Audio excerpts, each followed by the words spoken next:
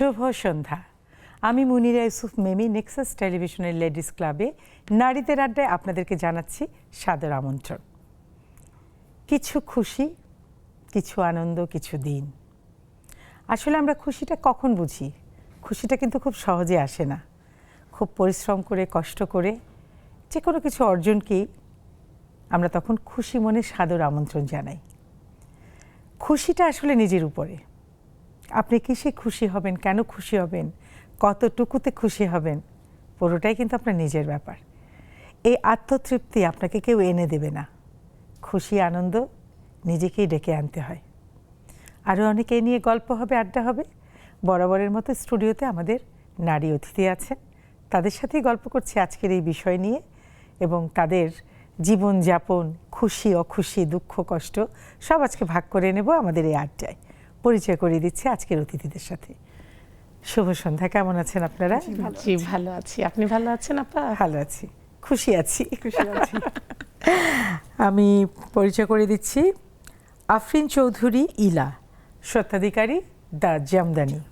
সুন্দর একটা জামদানি পরে এসছেন, ধন্যবাদ। ভালো লাগছে এবং এটা আমাদের দেশের একটা ঐতিহ্য বহন করে।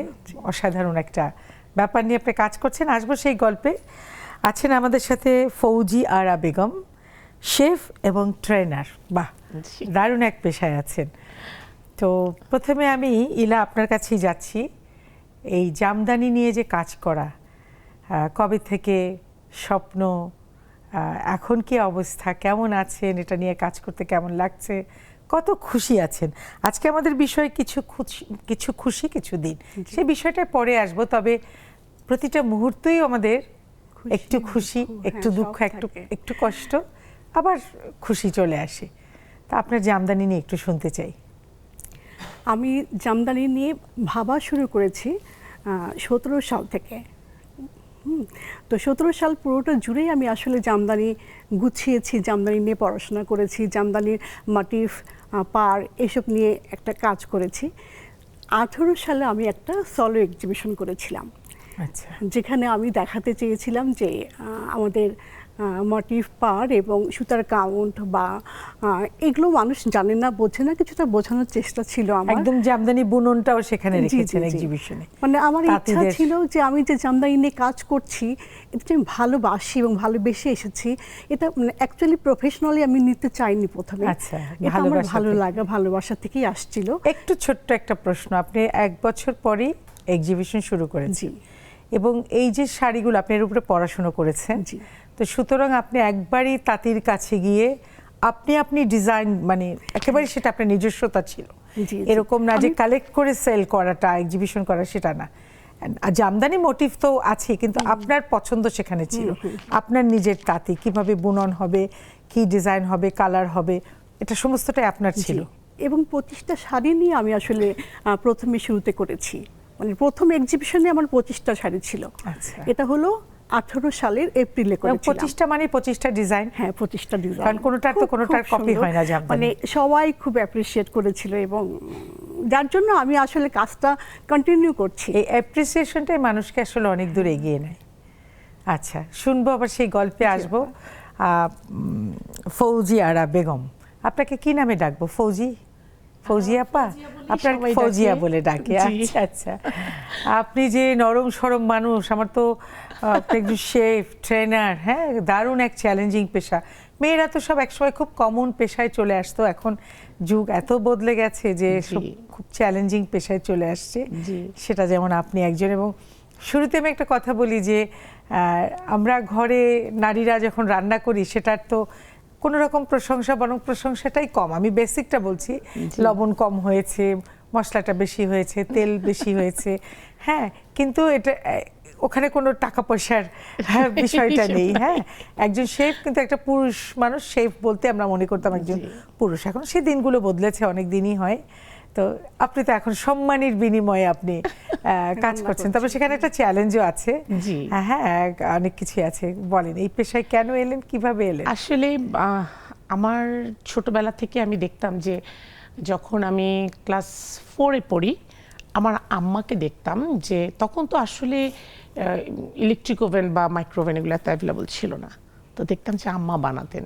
তো দেখতাম যে আম্মা কি সুন্দর বাটার বন্টার প্যাচ দিয়ে ওটাকে রাখতো, ফুলে যেত। এরপর এটা যখন ওভেনে দিত, ওই গ্যাসের ওভেনটার মধ্যেই এত সুন্দর একটা কালার হয়ে এটা আসতো। তো তখন থেকে এই দিকে আমার আগ্রহটা তৈরি যে আমিও একদিন বড় হয়ে এইভাবে বানানো শিখবো।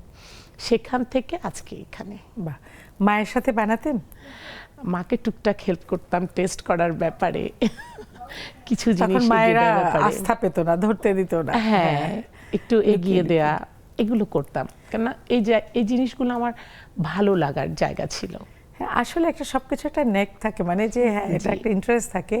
তো সেখান থেকে এখানে উনি যেমন বললেন যে এটার উপর পড়াশোনা করেছি, ট্রেনিং নিয়েছি, আপনার ব্যাকগ্রাউন্ডটা কি? যে আমার ব্যাকগ্রাউন্ডটা, আমি যখন 92-তে ম্যাট্রিক দিই, তো তখন আমাদের ফ্যামিলিতে একটা ট্রেডিশন ছিল, আমার আব্বা প্রত্যেককে জিজ্ঞেস করতো ম্যাট্রিক পরীক্ষার পরপরই যে তুমি এখন কি বিষয়ের উপর ট্রেনিং নিতে চাও। তো আব্বা যখন আমাকে জিজ্ঞেস করলেন, তখন আমি বললাম যে আম্মার মতন রান্না শিখবো। তো আব্বা বললো যে তোমার ভাই বোনেরা সব এক একজন এক একটা বিষয়ের উপর ট্রেনিং নিচ্ছে, তুমি রান্নার উপরে করো। এটাই আমার ভালো লাগে, আম্মার মতন রান্নার শব্দ হবে, ফ্লেভার বের হবে। তো কয় নাম্বার ভাই বোনদের মধ্যে? আমি 4 নাম্বার। তার বড় ছোট কজন? একজন। আচ্ছা আচ্ছা। তারপর আব্বা ধানমন্ডিতে যে আপন ঘর ছিল, ওখানে ফরেনার একজন আপা ছিলেন, উনি আমার কাছে, আমি ওনার কাছ থেকে রান্না শিখি। আব্বা ওখানে গিয়ে আমাকে বসে থেকে থেকে রান্না শিখিয়ে আনতেন। সেখান থেকে আমার শুরু। তারপর বিভিন্ন একাডেমিতে বিভিন্ন সময় ছোট ছোট করে কোর্সগুলো আমি করি। যেহেতু আমাদের সময় তখন ওইভাবে সার্টিফিকেট ছিল না, আর পর্যটনটাও তখন এখনকার মতন এত মানুষ ছিল না। আমি পর্যটনে করেছিলাম 98-এ। আচ্ছা, আমি 92-তে, তো এতটা অ্যাভেলেবল ছিল না। তো তখন ওনার কাছে করার পরেই দেখলাম যে বেশ ভালো হয়। এরপর বিভিন্ন ইনস্টিটিউটে গিয়ে ছোট আকারে করি। এরপর আমি শেরাটনের শেফ জাভেদের কাছে আমি একটা বড় আকারের একটা কোর্স করি। তো এইভাবেই পথ চলা। মূল বিষয়টা হচ্ছে ইচ্ছা, জি, পরিশ্রম, মানে ইচ্ছাটা, মানে ওইটাকেই ফোকাস করা। জি। আপনার কাছে আসছি ইলা, আপনার সেই জামদানির গল্প এক্সিবিশন করলেন, তারপরে আমার মনে হলো যেহেতু সবাই অ্যাপ্রিসিয়েট করলো, একটু থামাই, এই জায়গাটায় আসি। আজকের যে বিষয় কিছু খুশি কিছু দিন, তা আপনার সেই দিনগুলো পার হয়ে এখানে এসে এক্সিবিশনে আপনি, তারপরে আমি আবার শুরু করলাম। আমি যেমন 1 বছর ধরে 25টা শাড়ি করেছি, নেক্সট আমি আবার চেষ্টা করলাম যে আবার কাজটা করি। করোনা চলে আসলো, যার জন্য একটু ডিলে হলো।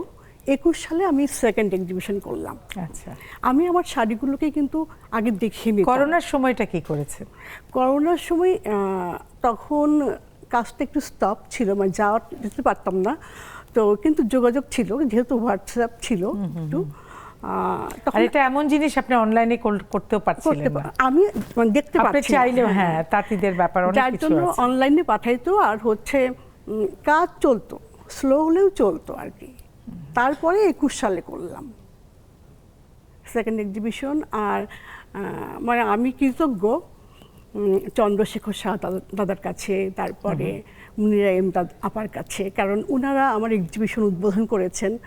এবং ওনারাই তো আসলে সেই শুরুর। জি, ওনার কাছ থেকে শিখেছি আমি লিজেন্ড ওনারা এই ব্যাপারে। মুনিরা ইমদাদ, উনি তাঁতের শাড়িটাকে উনি প্রেজেন্ট করেছেন, সেই টাঙ্গাইল শাড়ি কুটির। হ্যাঁ, তারপর চন্দ্রশেখর দাদা, উনিও তো একজন অনেক বড় মাপের ডিজাইনার। তারপরে এই যে আমি যে কথাটা বলছি আজকের বিষয়, এই যে কিছু খুশি কিছু দিন, তা আপনার সেই কিছু খুশি কিছু দিনগুলো কি কখন ফিল করলেন? ফিল করলাম তখন যখন সবাই পছন্দ করলো এবং কাজটা আমার কন্টিনিউ চললো, খুশিটা বেড়ে গেল। আমার কিছু কাস্টমার রিপিটিং ছিল।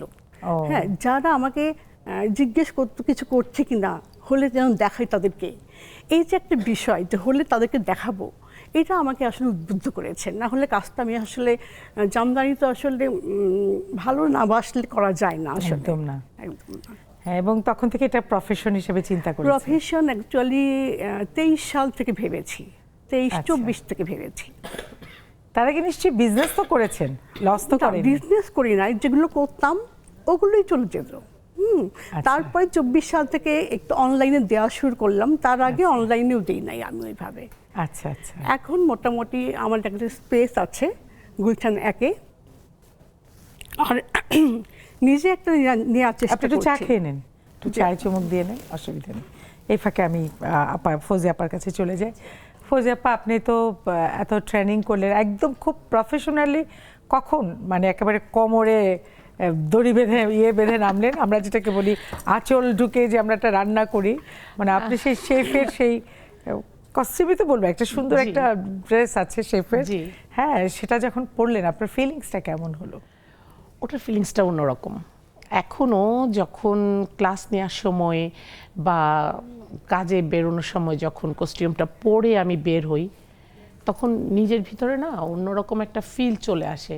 তখন মনে হয় যেন নর্মালি আমি যতটুকু এনার্জেটিক আছি তার চেয়ে আরো অনেক অনেক বেশি এনার্জেটিক, মানে অন্যরকম একটা কাজ। আসলে একটা কস্টিউম আমরা যখন নাটকের শুটিংয়ের জন্য যে একটা কস্টিউম পরি, বা আসলে প্রফেশনের জন্য যে একটা পোশাক আছে, সেটা মনে হয় কি একটা দায়িত্ব চলে আসে, অনেক বড় দায়িত্ব। সেটা নিয়ে গল্প হবে, ওটার সাথেই মনে যেন মিশে যাই। একটা ছোট্ট বিরতিতে যাচ্ছি, ফিরে এসে আর গল্প হবে।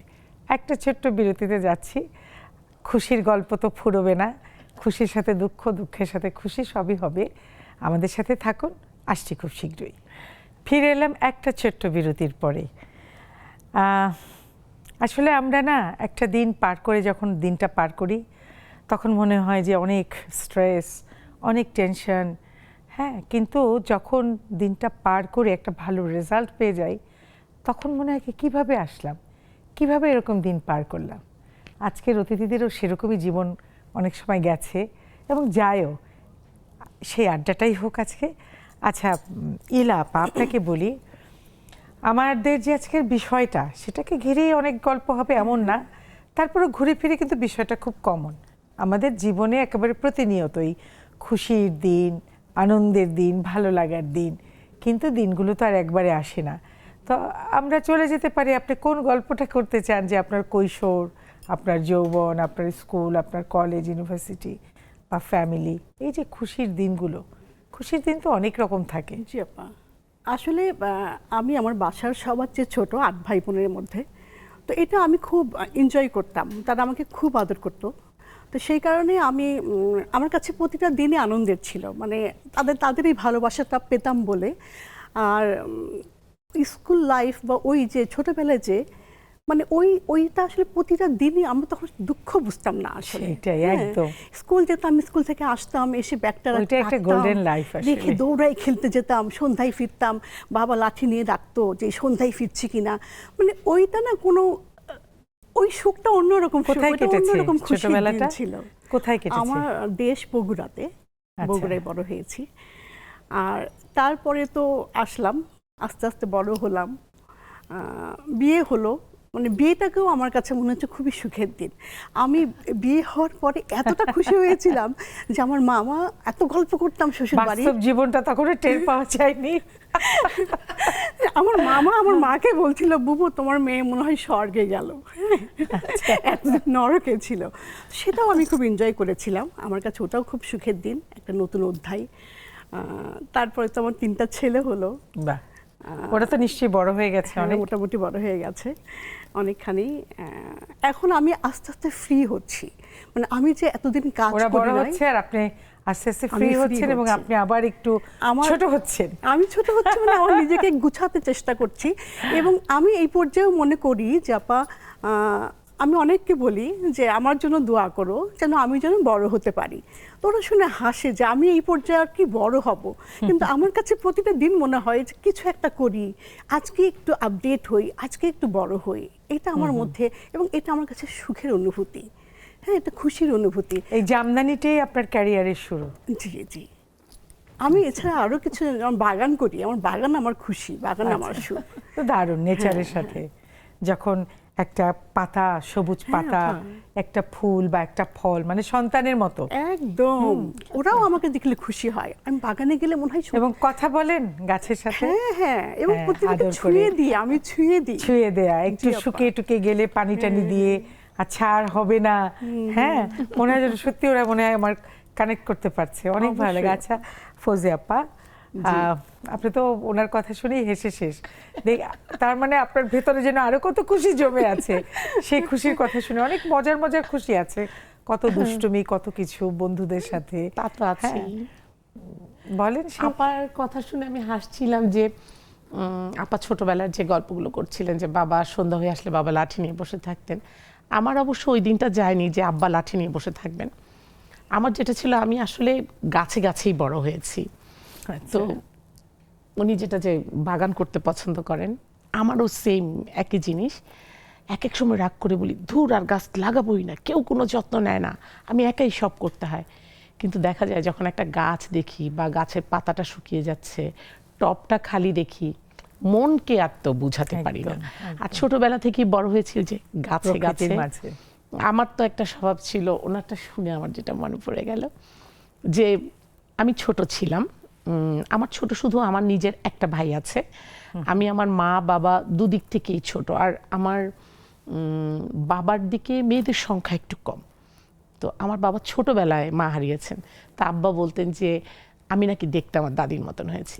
আব্বা এই জন্য আমাকে একটু স্পেশাল আদর করতো সবার থেকে আলাদা। তা আমার ছিল কি, স্কুল থেকে এসেই গেট দিয়ে একটা চিৎকার দিতাম, আমি চলে আসছি। তখনই দেখা যেত ওই জুতো, ওড়না, ব্যাগ ওখানেই ফেলে দিতাম। কাজের মেয়ে এসে দৌড়ে দৌড়ে নিয়ে যেত। তা আমি করতাম কি, আমাদের একটা পেয়ারা গাছ ছিল, গাছটার ডাল এইভাবে করে উঠে গিয়েছিল। পেয়ারা গাছে একটু সুন্দর বসা যায়, আর পিচ্ছিল পেয়ারা গাছের ইয়ে তো পিচ্ছিল। জি, আর আমি ওই গেটের ওখান থেকে দৌড় দিকে লাফ দিয়ে আমি ডালটা ধরে ঘুরান দিয়ে উপরে উঠে যেতাম। আমি কখনো গাছ বেয়ে উঠি নাই, গাছ বেয়ে নামি নাই, ঝুলে ঘুরান দিয়ে উঠতাম আর ওখান থেকে জাম্প করে নামতাম। তো ভালো একজন গেছো ছিলেন, ভীষণ আমার সাথে মিলছে। সবচেয়ে মজার বিষয় একটা ছিল, সেটা হচ্ছে যে আমি থাকি খিলগাঁও গোড়ানে। হ্যাঁ, তো ওদিকটাতে না বন্যার সময় খুব বন্যা হতো। তো আমাদের বাসাটা রাস্তা থেকে বেশ উপরে ছিল এবং পেছন দিকটাতে পানি ছিল। বৃষ্টি আসলে পানিতে একদম টইটুম্বুর হয়ে যেত। তো আমি ভীষণ গাছে উঠতাম, কলা গাছ ছাড়া সব গাছে চড়েছি। কলা গাছে তো চড়ে। তো আমাদের গেটের পাশ দিয়ে একটা কলা গাছ ছিল, বেশ বড় হয়েছে। তো বন্যার সময় তো সবাই না ওখানে এসে কাপড় চোপড় ধুচ্ছে, গোসল করছে। তা আম্মা আমাকে বলল কি, এই খবরদার, এখানে কিন্তু পানি আছে, তুই কলা গাছে কিন্তু ওঠার চেষ্টা করিস না। আমার তখন মাথা খেললো, আম্মা কলা গাছে উঠতে আমাকে নিষেধ করলো কেন? আচ্ছা, এটা তো উঠে দেখা দরকার, জীবনে তো কলা গাছে উঠলাম না। ভাই সেই দিন কলা গাছ ভেঙে উঠে, হ্যাঁ ও তো পড়ে যাবে, অর্ধেক পর্যন্ত উঠার পর কলা গাছটা ভেঙে পানির মধ্যে। মজার ব্যাপার, কলা গাছ তো ভাসে না। আমার ক্ষেত্রে সেটা হয়নি। আমার হয়েছিল কি, সাঁতার জানতাম না। ও, না জানার মধ্যে একটা কাজ আমি পারি না, সাঁতার জানি না। তো আমাকে পড়তে দেখে আমি তো কলা গাছ তখন ভয় ছেড়ে দিছি। এখন আমি বেশ হেলদি ছিলাম, তা আমি তো হাবুডুবু খাচ্ছি আর চিৎকার করছি। আমার চাচাতো ভাই, আমার মেজো ভাই, এরা সবাই ঝাঁপায় পড়লো, যতজন আমাকে ধরলো ততজনকে চুপালো। আমাকে তখন বললো যে না, এই হাতি এভাবে তোলা যাবে না, মাফ চাই। পানির মধ্যে কিন্তু শরীর হালকা হয়। হ্যাঁ, কিন্তু যে সাঁতার জানে না তাকে তোলা মুশকিল, তাকে তোলা খুব মুশকিল। আর আমি সাঁতার জানি তো আমি বুঝি, যাচ্ছিল তাকেই চেপে ধরছিলাম। হ্যাঁ হ্যাঁ, যে সাঁতার জানে না সে খুব ভয়ানক হয় সবার জন্য, ভীষণ ভয়ানক হয়। পরে আমাকে বাঁশ ফেলে বাঁশ দিয়ে টেনে টেনে আনছে। মানে কেউ, আমি মানে ওনার কথা শুনে আমার এই কথাগুলো মনে পড়ে গেল। দারুণ লাগলো সত্যি। এবং একটা জিনিস খেয়াল করেছেন, আমরা যখন ছোটবেলার গল্পে যাই তখন চেহারাটা সেই ছোটবেলার মতো হয়ে যায়, একদম মনে হয় যেন সেই দিনে ফিরে গেছি। একদমই। তো আসলে ওই ছোটবেলায় না, আমি যেরকম খেলাধুলা করে, আমাদের বাসার পেছনে বরিশালে খাল ছিল, বিশাল চওড়া একটা খাল, ওটা গিয়ে কীর্তনখোলা নদীতে মিশেছে। তো সেখান থেকে বড় বড় নৌকা এবং ছোট ছোট লঞ্চও যেত। এখন সে খাল মরে গেছে, যা হয় আর কি, খাল নদী সব মরে গেছে। তো এখন স্মৃতি। আমরা বিকেলবেলা খেলাধুলা করে ওই খালে সাঁতারে, তখন জোয়ার হতো, আমরা জোয়ারে ভেসে যেতাম এবং জোয়ারের এগেইনস্টে কে কত তাড়াতাড়ি সাঁতার কেটে আসতে পারবে, এবং এটা খুব টাফ ছিল, খুব এনার্জি লাগে, এবং সেটাই করতাম আমরা। হ্যাঁ, মানে সেই স্মৃতিগুলো, মানে আসলে আমাদের নেচারের সাথে এমন সম্পর্ক ছিল, যার জন্য এই সময় এই বয়সে এসেও ওই ওটা feel শক্তিটা করি, আছে, হ্যাঁ, ওই অনুভূতিটা ওই শক্তিটাও আছে, আমি এনার্জিটাও এজন্য আছে। আমার ছেলে মেয়েকে বলি তো যে আলহামদুলিল্লাহ। তোমরা জীবনের যে আনন্দ, ছেলেবেলার যে আনন্দ, তোমরা সেটা কি পেয়েছো? কিছুই পাওনি। আমাদের জীবনটা ছিল অনেক আনন্দের। একদম আমাদের মানে ওদের বললাম সাথে তো এগুলো মানে গল্প করি আর ওরা কৈশোরের অবাক স্মৃতি হয়ে হচ্ছে শোনে। আমাদের মানে সম্পদ, Right. বিশাল বড় একটা সম্পদ আমাদের কৈশোরের অনেক। স্মৃতি। গাছে উঠে যে ফল খেতাম ছিঁড়ে টিড়ে, ওই হাফ প্যান্টে ফ্রকের মধ্যে মুছে খেতাম, হ্যাঁ আইসক্রিম ভাগ আমি করে এখনো তাই করি। গাছের ফল ছিঁড়ে। আমার ছেলে মেয়ে চিৎকার করে, মম এটাতে কেমিক্যাল থাকে। আমি বলি, দূর রাখ। আসলে মন থেকে হলে মানে থাকে, এগুলো টেলিভিশন স্ক্রিনে বলতে নাই, বলবে যে মানে সব বুদ্ধি না দেওয়া উচিত, কারণ না এটা ঠিক কেমিক্যাল থাকে, একটু হ্যাঁ। পানির মধ্যে ডুবিয়ে রাখতে হয়, ধুতে হয়। এখন আপনি এখন ওই জায়গাটায় রয়ে গেছেন, যার জন্য এত গল্প হেসেই তো কুটুকুটি। একটু আপনার গল্প শুনেও হাসতে চাই, খুশি হতে আচ্ছা। চাই। আমার স্কুলের বান্ধবীরা এখনো ওদের সাথে যদিও হোয়াটসঅ্যাপ মেসেঞ্জার এসবে যোগাযোগ হচ্ছে, কিন্তু যেদিন দেখা হয় আমরা 6টা বান্ধবী কেন যে এত হাসি আমি নিজেরাও বুঝি না। মনে হয় না সে আগের চেহারাই হ্যাঁ, আছে। আপা, মানে ওই দেখাটাই যে ফিলিংসটা এবং যে খুশিটা চোখে মুখে ভাসে আমাদের, ওইটা আর একটা আমাদের খুশির দিন, একটা সুখের একদম। দিন। মাসে একবার যদি দেখা হয় তাও। আর এমনিতেই আমার বাসাতে যে পরিবেশ, আমার 3 ছেলে এবং আমার হাজব্যান্ড, আমরা আসলে সবাই খুব এনজয় করি। আমাদের কাছে আমরা সবাই ফ্রেন্ডের মতো, আমাদের সম্পর্কটা খুবই ভালো অ্যাকচুয়ালি, যার জন্য ওটা আমাদের প্রতিদিন খুশির দিন, সুখের দিন। মানে আমি আসলে সকালে ঘুম ভেঙে যে চোখ মেলি, মানে দিনটা একটা শুরু হলো, এই দিনটাই তো আমাদের ফার্স্ট স্টেপ, যে আমাদের একটা খুশি, মানে একটা দিন শুরু হলো, এটা একটা খুশির বিষয়। এবং তারপর যে আমরা সারাদিন মানে এই যে আমরা যাপন করি সারাটা দিন, আমার কাছে আর খুশি হওয়ার বিষয়টা আসলে নিজের কাছে ওই যে নিজের অনেকখানি। উপরে। হ্যাঁ, তো আমি আসলে নিজেকে বি পজিটিভ মাইন্ড মনে করি, যার জন্য আমার কাছে এভরিথিং খুশি এবং এই যে সুখের এখন মনে যে হয়। বলছেন এত সুন্দর করে সকালবেলা শুরু হয়, এই তো খুশি, আমরা খুব হ্যাপি, আমাদের একসাথে মানে অনেক কিছু, এটা তো একদিনে আসেনি। না, যখন বাচ্চাগুলো আসলো, পৃথিবীতে আসলো, ওদেরকে বড় করা কত চ্যালেঞ্জিং। কত challenging এখন পেছনের দিক তাকালে মনে হয় হ্যাঁ, কিভাবে কেমনে পারলাম, পারলাম? কি করে হলো। হ্যাঁ, তো আসলে মানে সারমর্মটা হচ্ছে যে ধৈর্য ধরা, Right. কোনো কিছুকে ভয় না পাওয়া, এবং এটাই দিস ইজ লাইফ। জি, হ্যাঁ, এটাকে মেনে নেয়া, যার জীবনে আরেকজনের সাথে জীবন মিলিয়ে তো কোনো লাভ নেই, কখনো না। যার যার জীবন তার তারই। এক একজনের চ্যালেঞ্জ এক এক রকম, ফাইটিংটা এক এক রকম। হ্যাঁ, আসলে। সেইটাই। তা আপনার যে জামদানির কাজটা, পুঁজিটা আপনি কিভাবে নিজের জমানো লোন নাকি হাজবেন্ড হেল্প করেছে, কে কিভাবে শুরু দুটো করলেন? বিষয় আছে। একটা হলো যে আমি আমার হাজব্যান্ডের অফিসে, ফার্মে 15 বছর চাকরি করেছি। আচ্ছা। চাকরি ঠিক বলবো না, আমি আসলে একটা পোস্ট হোল্ড করেছি। তো ওইখানে আমি একবেলা কাজ করতাম বা থাকতাম, তো ওইখান থেকে আমাকে একটা স্যালারি পে করা হতো বা আমি একটা ড্র করতাম, আচ্ছা, সেটা জমাইতাম। ওইটা আমার একটা বড় অ্যাসেট। আর আমার হাজব্যান্ড কি বলবো, খুব ভালো, যে আমাকে উৎসাহ দেয়, যার জন্য দুটো মিলে। ভালোই লাগে আসলে। ফৌজিয়া আপা, আপনার কাছে যাচ্ছি যে জি। ফ্যামিলির মানুষ যদি সাপোর্ট না করে একটু টাফ হয়ে যায়, ভীষণ। ভীষণ টাফ হয়ে যায়। ভীষণ। হ্যাঁ, তো আপনার ব্যাপারটা একটু বলেন আমাকে। আমার ব্যাপারটা ছিল একটু ডিফারেন্ট। মানে আমার উদ্যোক্তা জীবনটা আপার মতন এতটা স্মুথ ছিল না।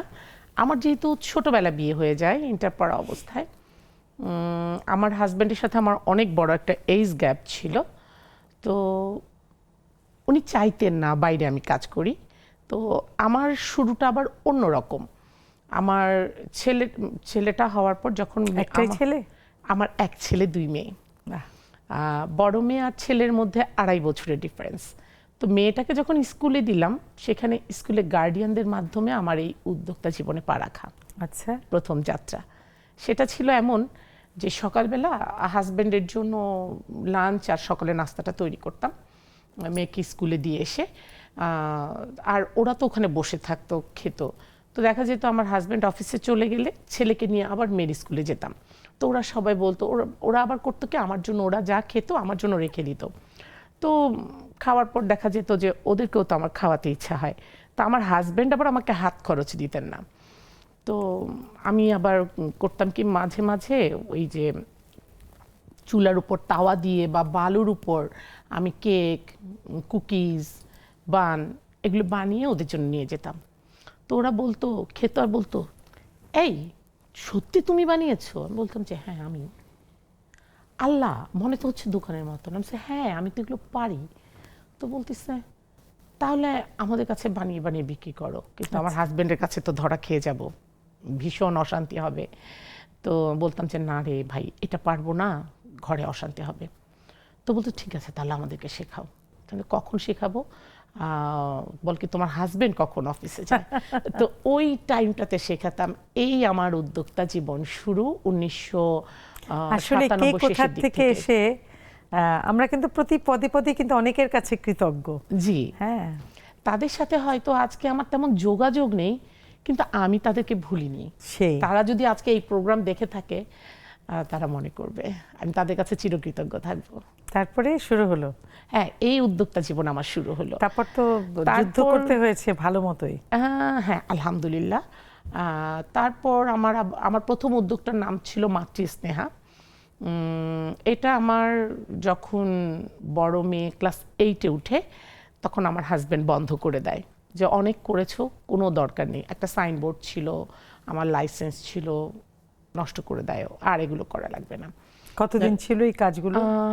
এই কাজগুলো বন্ধ ছিল না, কতদিন চলছিল? শুরুটা ছিল কতদিনের? শুরুটা ছিল প্রায় 13-14 বছরের। 13-14 বছরের? হ্যাঁ, তো একটা জায়গায় তো চলে আসছিলেন, ভালো একটা জায়গায় চলে এবং এই ফাঁকে গিয়েছিলাম। তো কিছু ট্রেনিংও করেছেন আপনি। হ্যাঁ, এ ফাঁকে তো ট্রেনিং অবশ্যই করেছি, সেটা কারণ নিজেকে সবসময় আপডেট রাখতে হয় এই সেক্টরটাতে। কারণ আমাদের এই সেক্টরটাতে এখন ভীষণ কম্পিটিশন চলে আসছে। আপনার গল্পটা আমি মুগ্ধ হয়ে শুনছি, কিন্তু আমাদের তো একটা ব্রেকে যাওয়ার সময় হ্যাঁ, হয়েছে। শিওর শিওর, মনে রাখবেন, এখান থেকে আবার শুরু করব। ইনশাআল্লাহ। একটা ছোট্ট বিরতিতে যাচ্ছি, ফিরে আসছি খুব শীঘ্রই। থাকুন আমাদের সাথে। চলে এলাম একটা ছোট্ট বিরতির পরে। আমাদের সাথে জুম আড্ডায় কিন্তু অনেক বন্ধুরাও সংযুক্ত হয়। তাদেরকে তো দেখছি না, তবে যারা নতুন আমাদের এই আড্ডায় যুক্ত হতে চান, শুধুমাত্র নারীরা, টেলিভিশন স্ক্রিনে দেখতে পাবেন জুম আইডি এবং পাসকোড। আপনারা আমাদের সাথে এই আড্ডায় যুক্ত হতে পারেন, যে কোনো নারী বন্ধুরা। চলে যাচ্ছি গল্পে, একটু গল্পটা শেষ করতেই হবে। খুব ইন্টারেস্টিং গল্পটা। তারপর 13-14 বছরের ক্যারিয়ার আবার বন্ধ পুরা। এরপর সংসারে মনোযোগী হলাম। এরপর 2011-তে ছোট মেয়েটা আসলো, তো মেনে নিলাম যে না থাক, এই বাচ্চাটাই হয়তো আমার শেষকালের সঙ্গী হবে, এবং হলো তাই।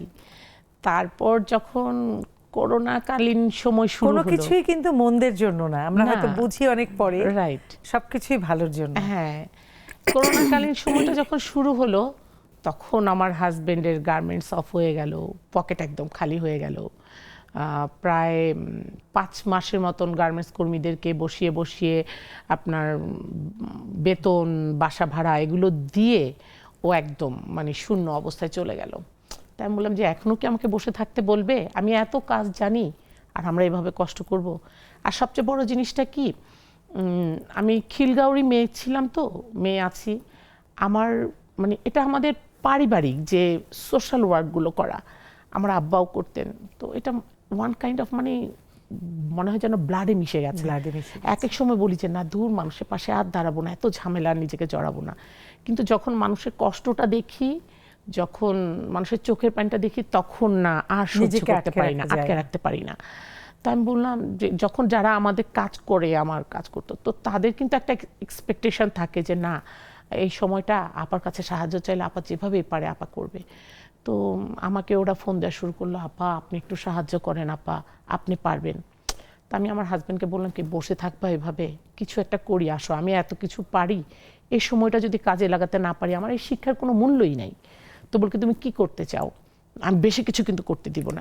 নো প্রবলেম, তুমি বেশি কিছু করতে দিও না, আমি তোমাকে রুটি, পরোটা আর পুরি, সিঙ্গারা, এই 4টা জিনিস বানিয়ে দিব। অনলাইনে আমি পোস্ট দেই, দেখি কেমন সাড়া পাই। তখন তো সব অনলাইনে খাবারের খুব ডিমান্ড হলো, এবং তখন কিন্তু আমার প্রচুর সেল যায়, প্রচুর সেল যায়।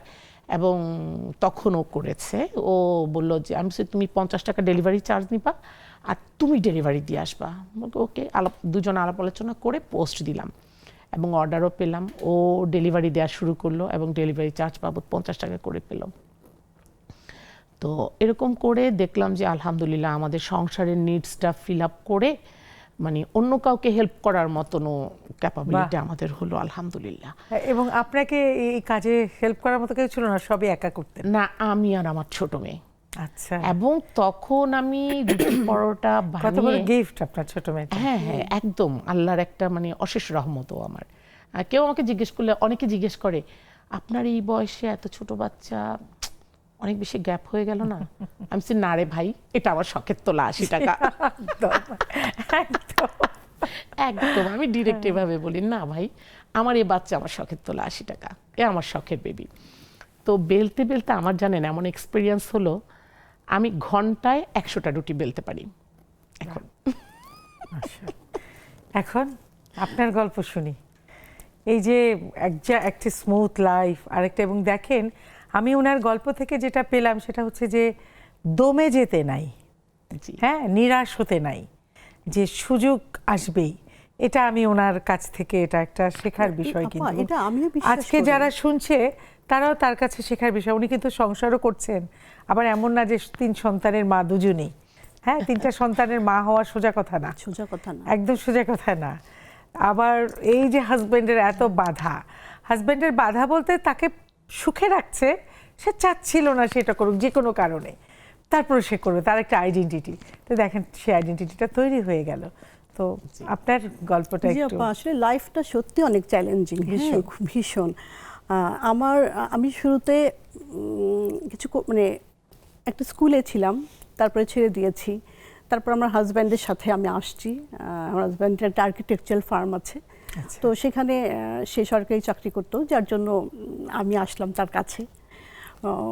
তো যাই হোক, আমি যতটুকু চেয়েছি, আমার হাজব্যান্ডকে যেভাবে চেয়েছি, মানে তার জন্য আমি নিবেদিত ছিলাম, এবং সেও মাশাআল্লাহ অনেক স্টুডিয়াস, যার জন্য দুজনে মিলে আমরা আসলে খুব হ্যাপি অ্যাকচুয়ালি। এবং আমি যে একটু আগে আমরা গল্প অফ স্ক্রিন যে গল্পটা করছিলাম, যে সেও বুননের কোনো কাজে তার কোনো কিছু একটা এরকম, সেটা একটু শুনি। তিনি আর্কিটেক্ট, হ্যাঁ, কিন্তু তার একটা কি কারো পণ্য না কি যেন বলে? হ্যাঁ, তো ওখানে ওটাও তার শখ। জি আপা, জি, সে প্রতিদিন আপডেট হয় এবং আমাকেও ইন্সপায়ার করে যে তুমি যা শিখে আসছো তার থেকে আজকে কতখানি আপডেট হলে, নাকি সেই স্কুলের লাইফেই আছো, একটা নতুন কবিতা হ্যাঁ, বলো, এটা একটা আসলে নতুন নিয়ম, গান বলো তো। রিফ্লেকশনটা আসলে জি আপা। আমরা সারাদিন কি করি, এই রিফ্লেকশনটা যদি দিন শেষে নিজের পরীক্ষাটা না নেই, যে আসলে আমি সারাদিন কি করলাম, কি ভুল করলাম, কি ঠিক করলাম, আচ্ছা এটা একটা অঙ্ক করে আপগ্রেড। যারা আসলে সাকসেসফুল মানুষ তারা কিন্তু রিফ্লেকশনের প্র্যাকটিসটা আসলে রেগুলার জি করে। আপা, আমার কাছে এটা মনে হয় রাতে শুয়ে একবার আমি চিন্তা করি সারাটা দিন কি গেল। তো আমার বললেন তো 3টা বাচ্চা মানুষ করা খুবই এক হাতে করতে হয়েছে। তারপরে আমি এবং হাজব্যান্ডের ছেলে বাচ্চা, 3টা ছেলে, এবং আমার হাজব্যান্ডের অফিসে আমি রেগুলার ছিলাম। তো সব মিলায়ে আমার মনে হয়েছে যে আমি যে পর্যন্ত তার জন্য করতে হয় করব, তারপরে আমি আমার জন্য করব। তো এর মধ্যে আমি আবার, আমার হাজব্যান্ডও চাইতো, আমিও চাইতাম, আমি গান শেখা শুরু করলাম। আচ্ছা, তো গান শিখেছিলাম। আজকে কি আমরা গান শুনতে পাবো? দেখি। আচ্ছা। তারপরে আমি এখন ছায়ানটে যাই আমার ছেলেটাকে নিয়ে, আমি এবার কোর্স করছি। আর ছেলেরা কেউ কিছু করে? জি আপা, জি, বড়টা তবলা বাজায়, মেজোটা পিয়ানো বাজায়, ছোটটা গান গায়, আমার হাজবেন্ডও সেতার বাজায়, সব মিলাই আমরা। হ্যাঁ জি আপা, মানে আমরা আসলে এমনি তো আর্কিটেক্ট যারা, তারা ভীষণ নেচারের প্রতি তাদের একটা আলাদা প্রেম থাকে। নেচার মানে ভীষণ নেচার প্রতি তাদের একটা প্রেম, এবং মিউজিকের প্রতিও তাদের একটা ইয়ে থাকে, মানে দুটোর সাথে সংযোগ আছে, মিউজিক এবং নেচার। হ্যাঁ, তো বাচ্চারাও সেটা হয়েছে, এটা ভালো লাগছে মাশাআল্লাহ, খুব সুন্দর। এবং পড়াশোনার পাশাপাশি আসলে গদবাঁধা পড়াশোনা, চাকরি, এটা কিন্তু আসলে জীবন না। প্রত্যেক মানুষের একটা সৃষ্টিশীল কিছু কাজ থাকা উচিত, হবি দুটোই থাকা উচিত আসলে। তো সেটা আমরাও লালন করার চেষ্টা করি, এবং একসাথে বসে নিশ্চয়ই এরকমই একটা আড্ডা হয়, মিউজিক, গান। হ্যাঁ, বাহ, শুনি ভালো লাগছে। তো আপা, আর কি গল্প করবেন? আপনি তো হাসতে হাসতে শেষ, সেরকমই গল্পই শুনতে চাই। না, সবাই খুব গুণের। আমি হাসতে জানাটা কিন্তু সহজ না, এটাও একটা সুন্দর ব্যাপার, এটা একটা আর্ট, এটা একটা গুণ। অনেকে আমাকে বলে মুদ্রা দোষ, না, এটা একটা গুণ। আমি ভীষণ হাসিটা আমার খুব প্রিয়, হাসতে ভালো লাগে। আমি কষ্ট পেলেও হাসি, আনন্দ পেলে তো হাসবই। হ্যাঁ, ছোটবেলা থেকে আমি ভীষণ ডানপিটে এবং হাসি আড্ডা গল্প আমার ভীষণ পছন্দ। আমি খুবই বন্ধুসুলভ, বন্ধুপ্রিয় এবং আমার স্কুল ফ্রেন্ডদের সাথে ওটা আমি একটু জানতে চাচ্ছিলাম, আছে ছোটবেলায় হ্যাঁ, স্কুল? ছোটবেলায় স্কুল ফ্রেন্ডদের সাথে আমার এখনো যোগাযোগ আছে। কিছুদিন আগে আমার এক ফ্রেন্ড, ও থাকে ঝিনাইদহতে, ও আসলো, তারপর ও এসে গেল। তো এর মাঝে আমার হয়তো গলার টোন শুনে বুঝতে পাচ্ছেন যে আমার ঠান্ডা লেগে আছে, আমার ভীষণ ঠান্ডা জ্বর হলো। তো ফোন দিল, আমার ছোট মেয়ে বললো যে আম্মুর জ্বর, গলা দিয়ে শব্দ বেরোচ্ছে না। তো বলছি কি, আল্লাহ, তোমার আম্মু তো ফল পছন্দ করে, কোনো ফল খাবে?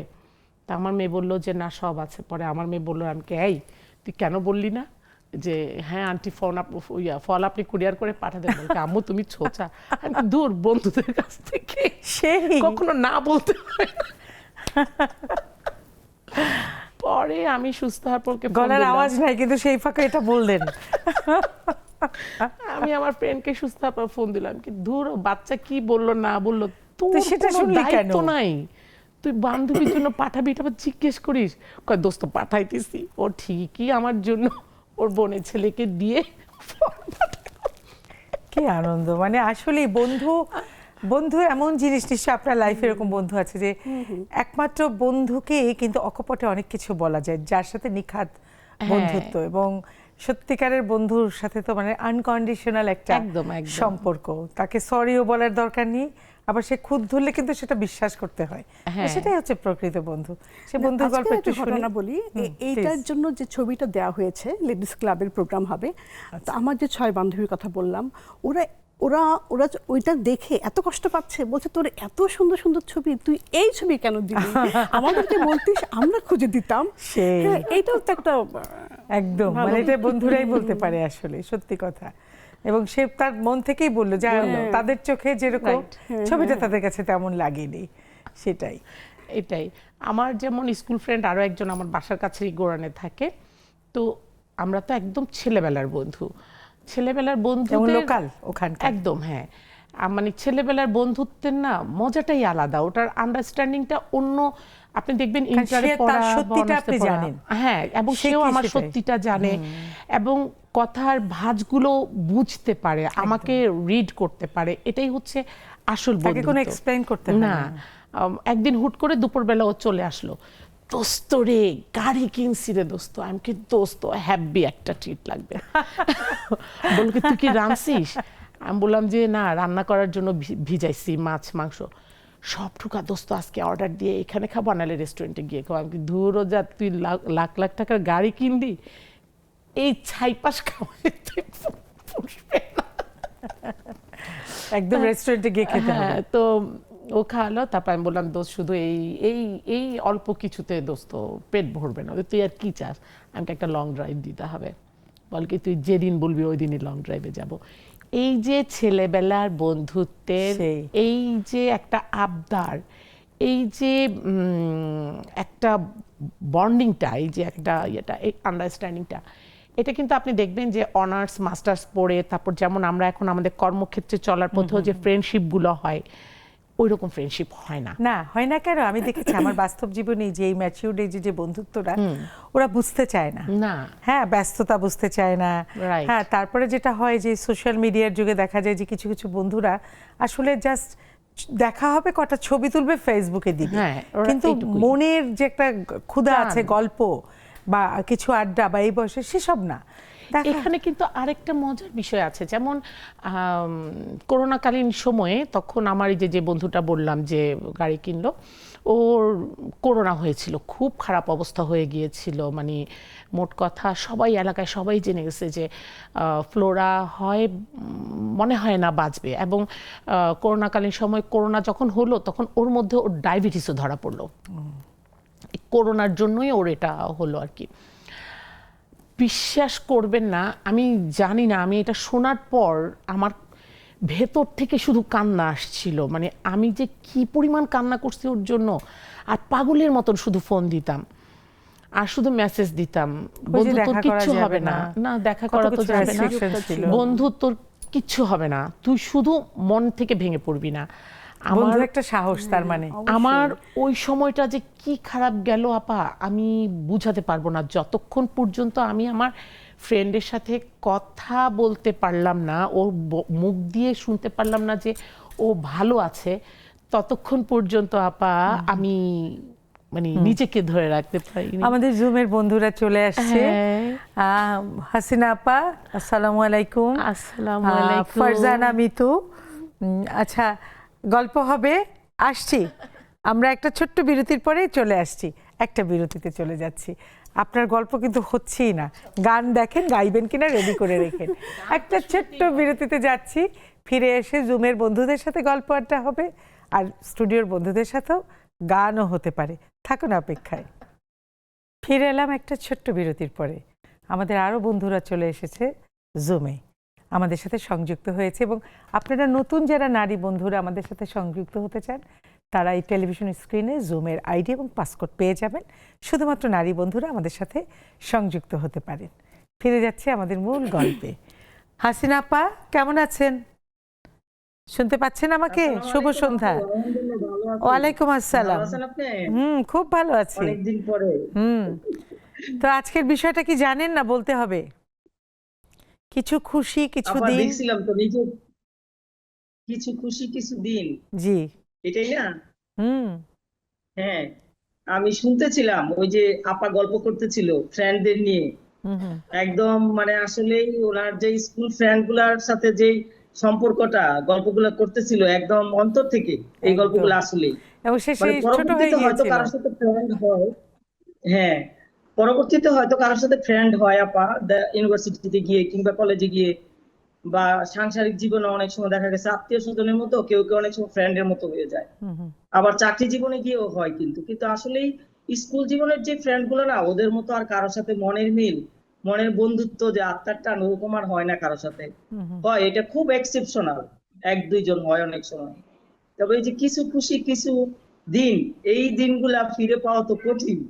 ওই স্কুল ফ্রেন্ড গুলার সাথে এখনো দেখা হলে, সেটা 5 মিনিটের জন্য হোক, ওইটা যে কি আনন্দের, কি ভালো লাগার, একজন আরেকজনকে যেভাবে জড়িয়ে ধরা, ভালোবাসাটা প্রকাশ করা, যে কিরে কি খবর, ওইখানে কিন্তু তুমি আপনি ওই ধরনের কোনো সম্পর্কই নাই। এই তুই একটা চিল্লানি দিয়ে জড়ায় ধইরা, মানে এই যে একটা ভালোবাসার প্রকাশ, যে আসলে আমরা কত বছরের পরিচিত, মানে কত অন্তরের মিল, আমাদের মনে হয় যেন একদম ফ্যামিলি মেম্বার এরকম। কিন্তু অনেক সময় ফ্যামিলি মেম্বারের সাথে দেখা গেছে কিছু স্বার্থের জন্য সময় মানে থাকে না ভালো সম্পর্ক, কিন্তু এই ভালো বন্ধুগুলোর সাথে আসলেই থাকে, যারা ধরে রাখতে পারে। এবং ওইটা একার দিক থেকে হয় না আপু, সব দুইজনেরই যোগাযোগ রাখতে হয়, করতে হয় মাঝে মাঝে। সেটাই তো সবচেয়ে আনন্দের বিষয় হচ্ছে যে মিডিয়ার যুগে এসে অনেক বন্ধুরা হারায় গেছিল আপু, এই ফেসবুকে এসে অনেককে খুঁজে পাইছি, আবার অনেকে দেশের বাইরে ছিল। এটা অনেক বড় একটা পাওয়া। একদম। অনেক অনেক ধন্যবাদ হাসিনা আপা, অনেক ধন্যবাদ। জিতু, ফারজানা জিতু,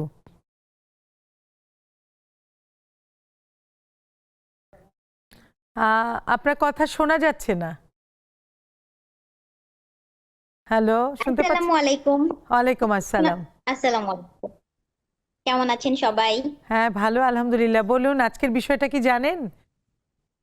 আজকের বিষয়টা নিয়ে কিছু বলবেন? হ্যাঁ, আমি অবশ্য অনেক পরে যুক্ত হয়েছি, আমি তাদের কথা শুনছিলাম। আহ, অনেক সময় নেটওয়ার্কের কারণে আমি পুরোপুরি বুঝে উঠতে পারিনি অনেক কথা, বাট এতটুকু বলতে পারি যে বন্ধুত্বের যে সংজ্ঞাটা আমার না, কাছে মনে বন্ধুত্ব না, হয় আজকের যে বিষয়টা হচ্ছে কিছু খুশি কিছু দিন। এটার মধ্যে যে কেউ আসতে পারে, বন্ধু, পরিবার, আত্মীয়, নিজের কাজ। ওখানে আসছি যে বন্ধুত্বের জায়গাটা আমার কাছে মনে হয় যে পরিবার বলি বা নিজের খুব কাছের আপনজন বলি, তাদের সবকিছু ছাপিয়ে একটা ভালো বন্ধু যদি থেকে থাকে, তাহলে তার কাছে সুখ দুঃখ আনন্দ হাসি সবকিছু শেয়ার করা যায়। তো আমার কাছে ওই কিছু সুখ কিছু দুঃখ সবকিছু আমার বন্ধুদেরকে ঘিরেই সবসময় হয়ে থাকে, কারণ অনেক কথা বাবা মাকে বলতে পারি না, ঘরে বলতে পারি না, সেগুলো বন্ধুদের সাথে শেয়ার করি। অনেক ধন্যবাদ, অনেক ধন্যবাদ। মমি সুফিয়ান, শুনতে পাচ্ছেন আমাকে? শুভ সন্ধ্যা আপু। শুভ সন্ধ্যা। কেমন আছেন? এই তো আপু চলতেছে, আলহামদুলিল্লাহ ভালো। অনেকদিন পর দেখলাম, যুক্ত হলাম, অনেক ভালো লাগছে আপু। আচ্ছা আচ্ছা, হ্যাঁ, খুশি, তারপর সেজন্য আজকের খুশি। বিষয়টা অনেক